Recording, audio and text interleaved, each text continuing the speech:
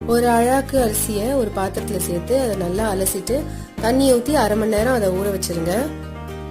ஊற வச்ச அரிசியிலேருந்து தண்ணியை வடிகட்டிட்டு இந்த மாதிரி ஒரு காட்டன் துணியிலையோ இல்லை துண்டுலையோ போட்டு அதை காய விட்டுருங்க. அரிசியிலேருந்து தண்ணியெல்லாம் அந்த துண்டுல சோக்கானதுக்கு அப்புறம் கையில ஒட்டாத அளவு அரிசி கொஞ்சம் ஈரமா இருக்கும். இந்த ஸ்டேஜ்ல ஒரு மிக்சி ஜார்ல இதை நைஸா அரைச்ச மாவை ஒரு சூடான கடாயில சேர்த்துட்டு அதோட ஈரப்பதம் போகிற வரைக்கும் அதை நல்லா வறுத்துக்கோங்க. ஈரப்பதம் போன உடனே இதை இன்னொரு பவுல்ல டிரான்ஸ்ஃபர் பண்ணிட்டு கொஞ்ச நேரம் ஆற விட்டுடுங்க. அரிசி ஊற போடும் போது ஒரு கைப்பிடி காராமணிய ஊற போட்டுக்கோங்க தண்ணியில. 2 மணி நேரம் காராமணி ஊறினதுக்கு அப்புறம் இந்த மாதிரி பொங்கி இருக்கும். கேஸ்ல வச்சு தண்ணி ஊத்தி அப்படியே கொதிக்க விட்டீங்கன்னா அது வெந்துடும். ஒரு பாத்திரத்துல 1 டம்ளர் தண்ணி சூடு பண்ணிக்கோங்க. அதுல சின்ன சின்னதா நறுக்கி வச்ச 2 பல்லு தேங்காவை சேர்த்துக்கோங்க.